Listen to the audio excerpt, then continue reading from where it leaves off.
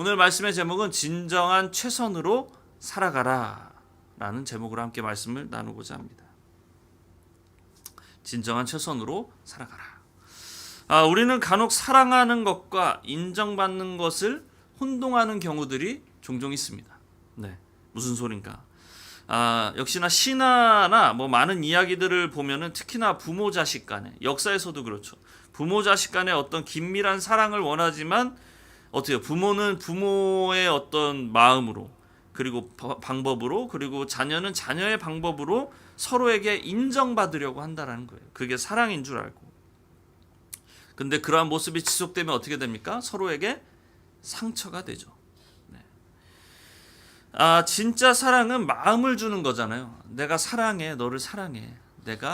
너를 내가 품어주고 싶어. 너와 함께하고 싶어라고 어떻게 보면 그냥 정말 마음을 그대로 고백하면 되는데, 고백하지 않고 성공하는 것으로 그것을 보여주려 한다던가, 아니면 학생의 경우에 어떻게 합니까? 공부를 열심히 해서 인정받으면 꼭 어머니가 나를 사랑하는 것처럼 생각한다라는 거죠.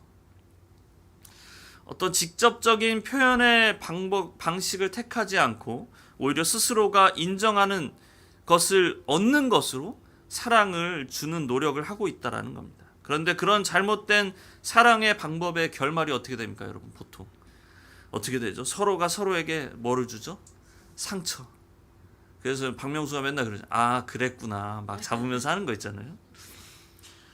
서로가 사랑할 수 없는 상태까지, 그런 지경까지 다다르는 경우들을 우리가 많이 보게 됩니다. 여러분, 진정한 사랑의 표현은 무엇입니까, 여러분? 말 그대로 사랑한다라고 고백해주고 어떻게 하는 거예요? 진짜 그 사랑의 모습을 보여주면 되는 것 아니겠습니까? 작게는 어때요? 친구 간의 사랑은 뭡니까? 서로 아껴주고 보듬어주고 또 조금 더 챙겨주고 하는 모습들. 크게는 부모의 사랑을, 부모 자식 간의 사랑을 보면 어때요? 부모의 사랑처럼 자식이 성장될 수 있도록 자신의 온 몸을 바쳐 인생을 다하지 않습니까? 그런데 그 사랑을 오해하거나 잘못 이해하면 어떻게 됩니까? 그 사랑의 방향성을 잃게 되죠. 방향성을 잃게 되고, 그것이 뭐가 됩니까? 집착이 되기도 하고, 또 어떨 땐 포기가 될 수도 있고, 그리고 또 다른 잘못된 방향으로 그 사랑의 표현이 흘러갈 수도 있다라는 겁니다. 사실 오늘 우리가 보고자 하는 인물인 이 베드로도 바로 그런 문제가 있던 사람 중에 한 사람이었습니다. 그런 사람을 하나님은 어떻게 하나님의 사람으로 만들어 가시는지를 우리가 함께 살펴보고자 하는데, 여러분, 베드로 하면 이 성경 중에 어떤 이야기들이 떠오르십니까? 하나씩 꼭 얘기해야 됩니다. 여기 앉아 계신 분들은. 다영 목사님은 잘 아시니까 제일 나중에 얘기하시고요. 건일이부터 얘기해 볼까요? 베드로 하면 닭이 3번 울기 전에 3번 부인하고. 그렇죠. 닭이 울기 전에 3번 부인했던 사건. 네. 어부. 그물을 던졌더니, 자기는 던졌는데 물고기를 못 얻었다가, 그렇죠. 예수님께서 말씀하실 때 건져서 물고기를 잔뜩 얻게 되는 사건. 또 우리 다영 목사님 이제 역시 무리를 건 다 했죠. 베드로 하면 유명한 이야기들이 몇 개 있죠. 방금 이야기했던 것도 있고요. 그리고 오늘 본문 역시나 우리가 너무나도 많이 들었던 본문 중에 하나일 겁니다. 내가 나를 사랑하느냐. 오늘 저와 여러분이 함께 보길 원하는 부분은 바로 이렇게 열심으로 예수님을 섬겼던 그가, 원래 예수님을 열심히 섬겼잖아요, 베드로가. 누구보다. 그가 결국엔 예수님을 부인하는 자리에 이르게 됐다라는 겁니다. 한 번도 아니고 3번이나. 누가복음 22장 33절에서 34절에 이렇게 나왔습니다. 그가 말하되 주여 내가 주와 함께 오게도 죽는 데에도 가기를 각오하였나이다. 이르시되 베드로야 내가 네게 말하노니 오늘 닭이 울기 전에 내가 3번 나를 모른다고 부인하리라. 제가 주님을 위해서 깜빵도 갈 수 있고요, 제가 죽을 각오도 주님 돼 있습니다.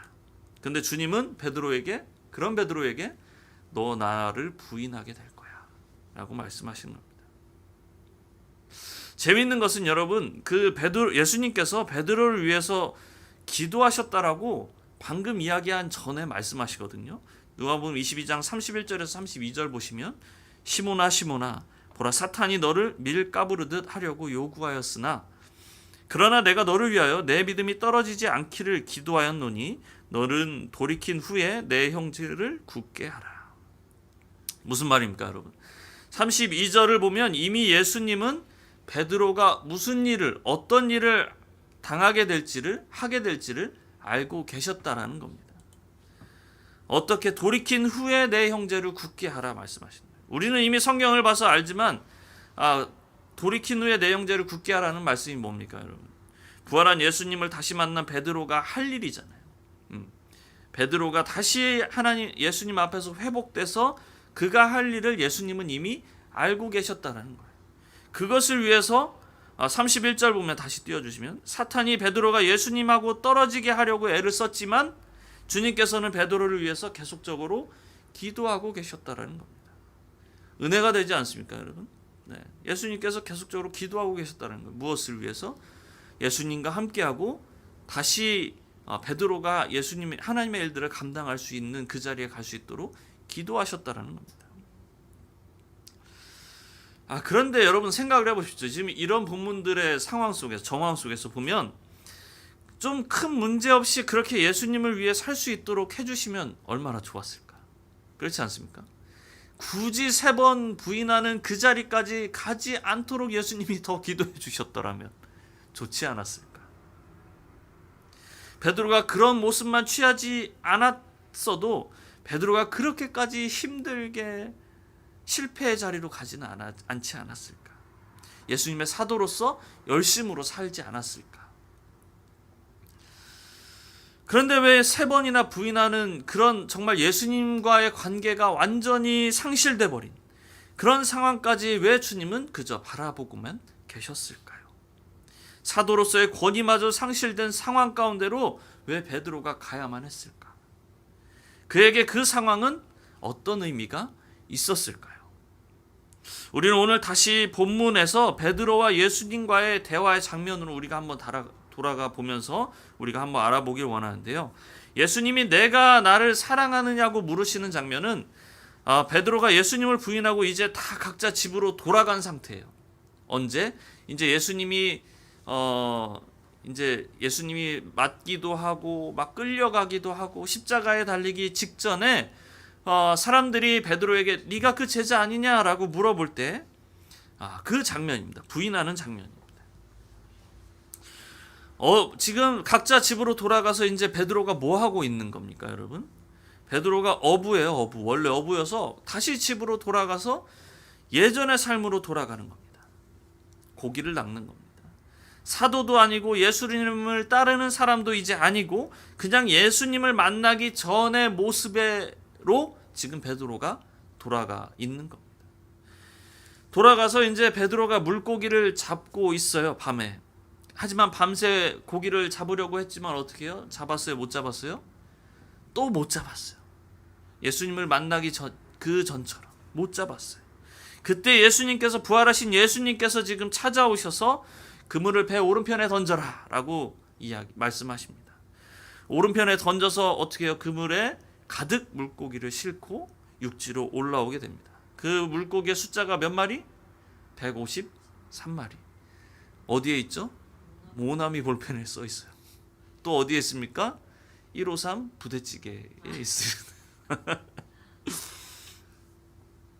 153 하면 이제 뭐가 생각나는지 알겠죠? 네. 사람들이 왜 153을 쓰는지 알겠죠? 153 하면은 153 이러면 예수님을 다시 만난 베드로를 우리가 연상해야 되는 거예요. 회복의 순간.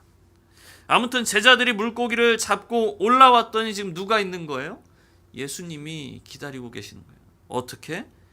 성경의 장면은 이렇게 표현합니다. 여러분들 오늘 본문 구절을 보시면 육지에 올라와 보니 숯불이 있는데 그 위에 생선이 놓였고 떡도 있더라. 여러분 이제 저와 아내가 이게 캠핑을 가끔 가게 되는데요. 여러분 캠핑의 끝은 뭘까요?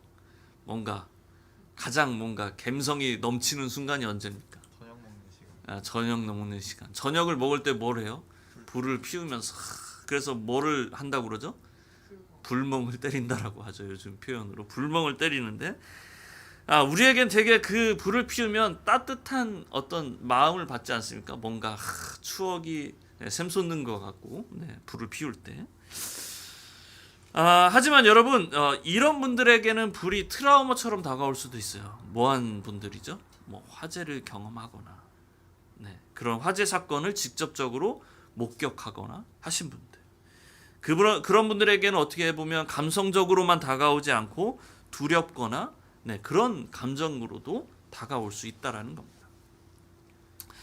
모르시는 분들도 있겠지만 제가 오른손 엄지의 피부가 지금 허벅지의 피부로 10년을 버티고 있습니다. 전기 스파크로 인해서 제가 화상을 입게 됐어요, 팔에. 그러면서 이제 피부가 다 손상이 돼서 허벅지에 있는 작은 피부를 떼어서 여기에 붙여서 제가 이제 수술을 받고 이제 살게 됐습니다. 지금은 잘 움직이긴 조금 불편하긴 하지만 잘 움직이는데, 어찌 됐든 3일 정도 막 뜨거웠어요. 온몸이 뜨거웠어요. 팔만 다쳤는데도, 팔만 뒤었는데도 온몸에서 뭔가 열기가 빠지지 않는 듯한 느낌이었습니다. 그래서 수술도 하고 한 달 동안 병원밥을 먹으면서 치료를 받았습니다. 그런데 여러분, 제가 이사를 했잖아요. 조명을 막 다는데 두꺼비 집을 만져야 되거든요. 근데 제가 그 스파크를 어디서 당했냐면 두꺼비 집에서 당했어요. 제가 두꺼비 집을 볼 때 물론 안전한 그 보호 장구들을 착용하고 안전하게 함에도 불구하고 제 마음은 그렇게 편하지가 않는다라는 거예요. 10년이 지났는데도 불구하고. 여러분, 베드로에게도 역시 불은 그저 따뜻함만을 주는 그러한 어떤 것은 아니었을 겁니다. 그에게 불은 아픔의 추억이 함께하고 있습니다. 어떤 아픔인가? 요한복음 18장 25절에 보면 시몬 베드로가 서서 불을 쬐더니 사람들이 묻되 너도 그 제자 중 하나가 아니냐? 베드로가 부인하여 이르되 나는 아니라 하니. 부인하는 그 장면이 지금 어디에서 이루어졌습니까? 불을 쬐는 그 불 앞에서 이루어졌습니다. 그런데 사람들이 더 물어봅니다. 너 예수를 따르던 자 아니냐? 예수님을 잡으려 했던 군인의 길을 잘랐던 사람이 너 아니냐라고 지금 이야기하는 거예요. 26절, 27절 보시면 대제사장의 종 하나는 베드로에게 귀를 잘린 사람의 친척이라 이르되 내가 그 사람과 함께 동산에 있는 것을 내가 보지 아니하였느냐? 이에 베드로가 또 부인하니 곧 닭이 울더라. 누가복음에는 닭이 울고 난 다음에 밖으로 나가서 심히 통곡했다라고 쓰여져 있습니다. 이때 당시엔 뭐 난로가 있는 것도 아니고 그렇죠, 보일러가 있는 것도 아닙니다. 불을 쬐는 게 당연한 겁니다. 그들에게는 일상이지만 베드로에게는 그렇게 편안한 일만은 아니었던 겁니다. 그런데 그 불을 지금 누가 피우고 기다리고 있는 겁니까? 예수님께서 피우시고 지금 베드로를 부르는 장면입니다. 그리고 말씀합니다. 와서 밥 먹자라고 말씀하시는 거예요. 와서 밥 먹자. 여러분이 만약 베드로라면 밥이 편하게 넘어갈까요? 우리가 지금 이렇게 성경의 스토리로 그냥 딱 봤으니까 짧게 이야기 되니까 넘어가지만 여러분들 막 그물질을 했는데 내가 하나도 못 건졌는데 누가 이야기했어.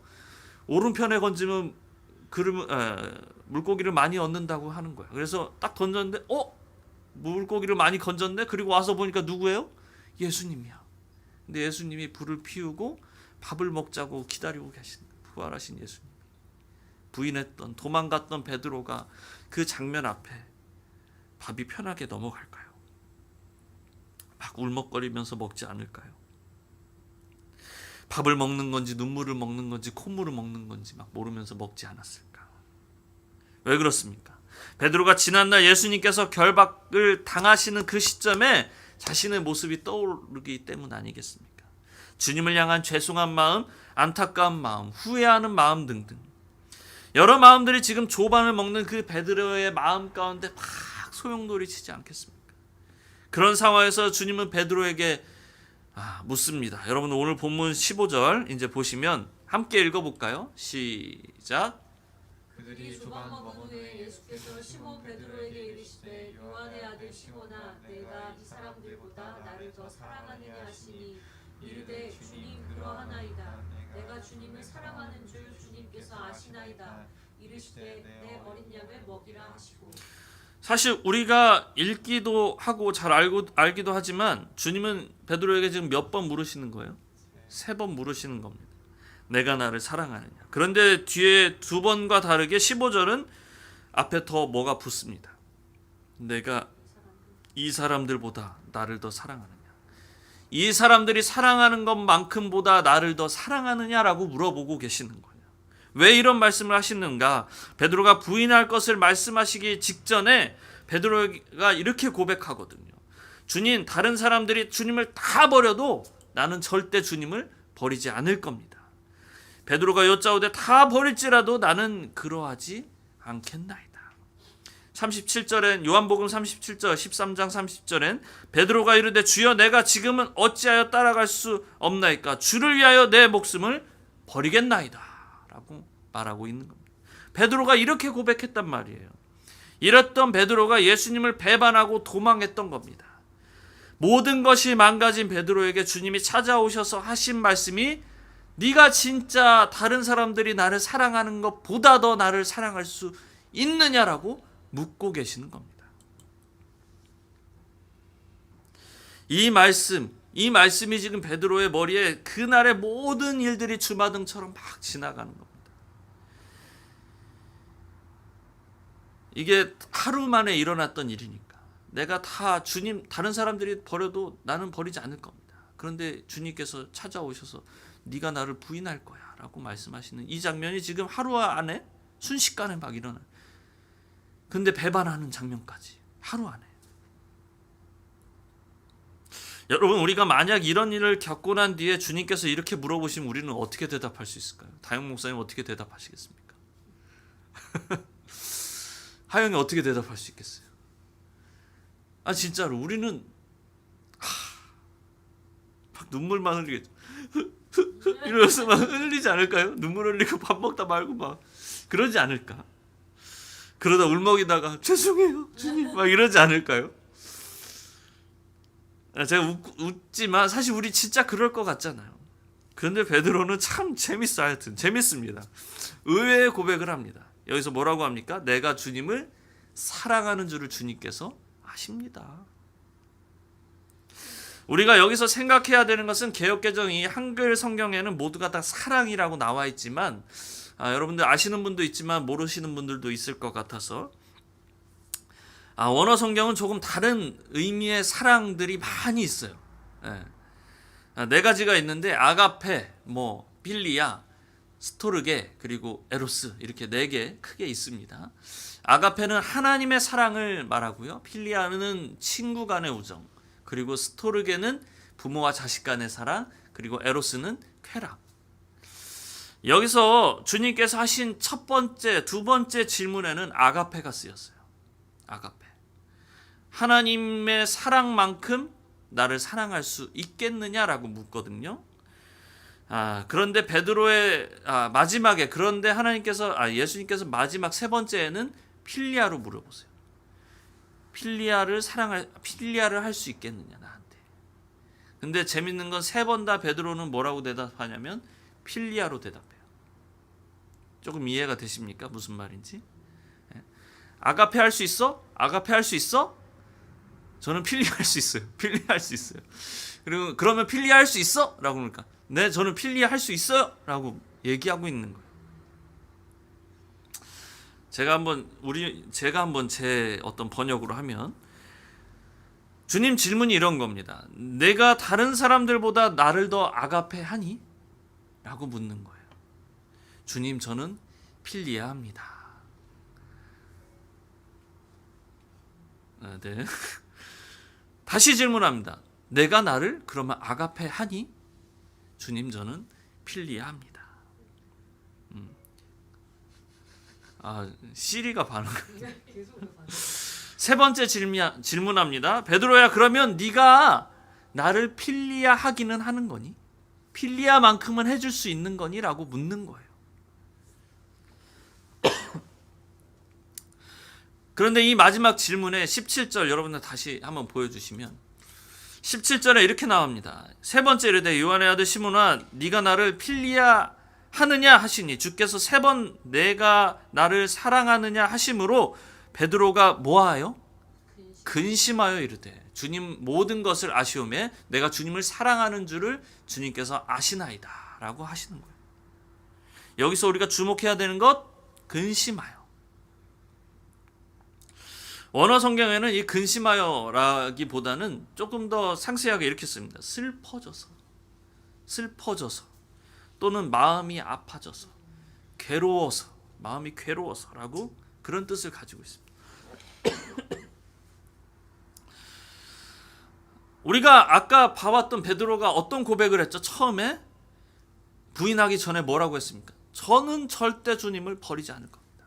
주님 나는 주님을 위해서 목숨을 버릴 각오가 되어 있습니다.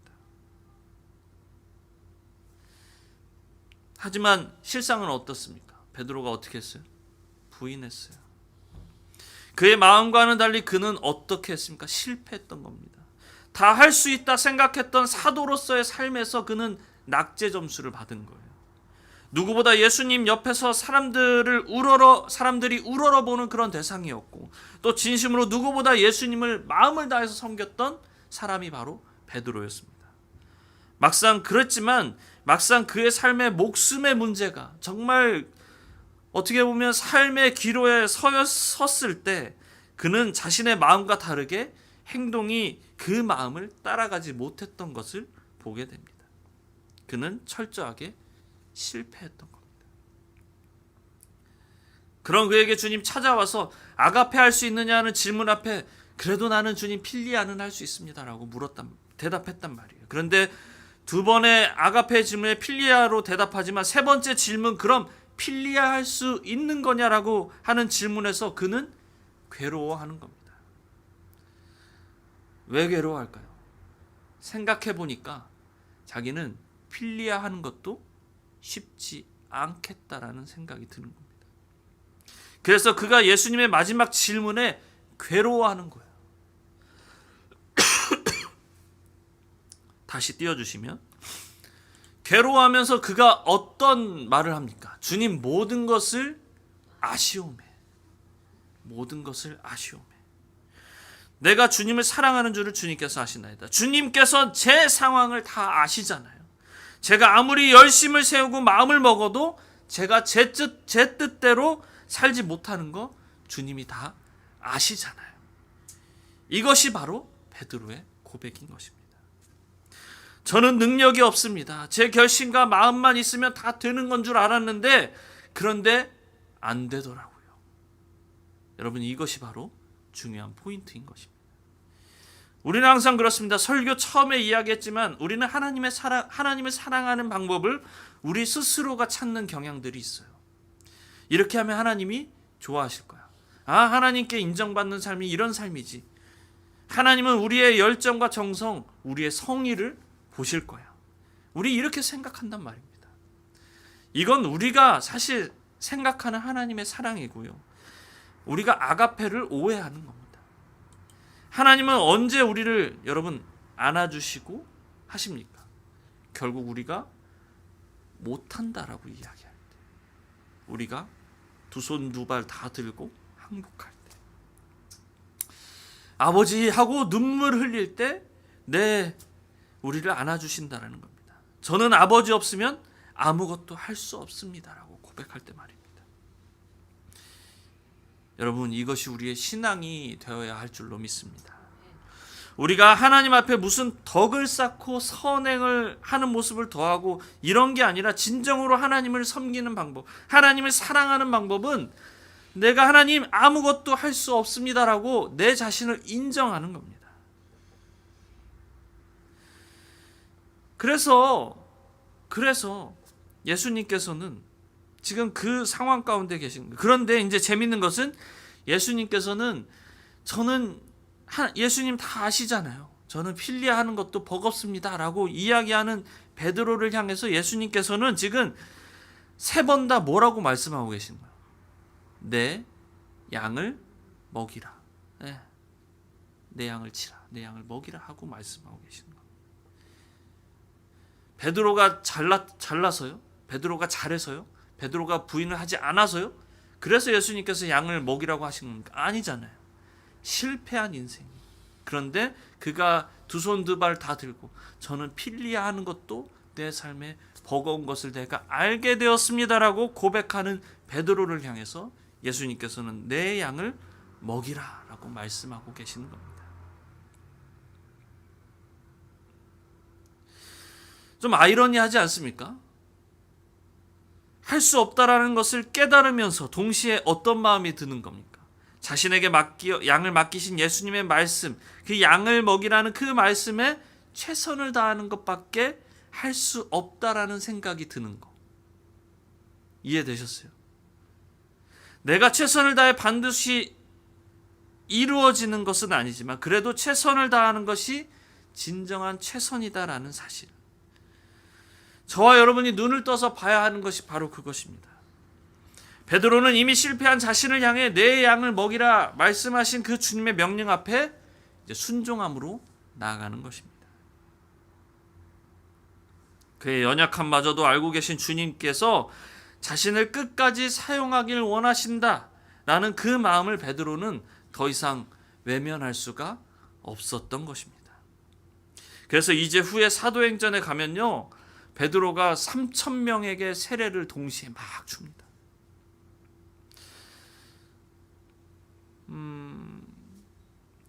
사랑하는 성도 여러분, 베드로는 애초부터 엄청난 막 태몽으로 막 태어난 사람도 아니었어요. 그리고 어렸을 때부터 유별났던 사람도 아니었습니다. 그는 그냥 어부였습니다. 그런 그를 예수님은 끝까지 하나님의 사람으로 만들고 사용하고 계십니다. 사실 계속 이야기하지만 바로 이것이 바로 우리에게 은혜가 되고 소망이 되는 것입니다. 실패한 인생 가운데 찾아오신 주님, 그리고 끝까지 그 실패한 인생 가운데서도 소명을 주시고 소망을 주시면서 내가 너를 인도하겠다라고 말씀하시는 그 주님, 그 주님을 의지함으로 최선을 다해 나아갔던 베드로, 이것이 바로 우리에게 은혜가 되고 소망이 되는 것입니다. 여러분은 최선을 다하는 삶을 살고 계십니까? 다시 질문할게요. 여러분, 무엇에 최선을 다하면서 살아가고 있습니까? 그것이, 그 최선이 하나님을 향한 최선입니까? 아니면 나를 향한, 나를 위한 그런 최선입니까? 여러분, 진정한 최선이 무엇입니까? 여러분, 베드로를 기억하십시오. 진정한 최선은 최선을 다해서 내가 바라고 원하는 것, 또 기도하는 것들을 다 이루어지는 것이 아니라, 진정한 최선은 그러함에도 불구하고 내가 할 수 있는 것을 주님께 모든 결과를 맡기고 주님 안에서 주님과 한 걸음 한 걸음 그 발맞춤으로 나아가 최선을 다해서 살아가는 것, 그것이 바로 진정한 최선인 줄로 믿습니다.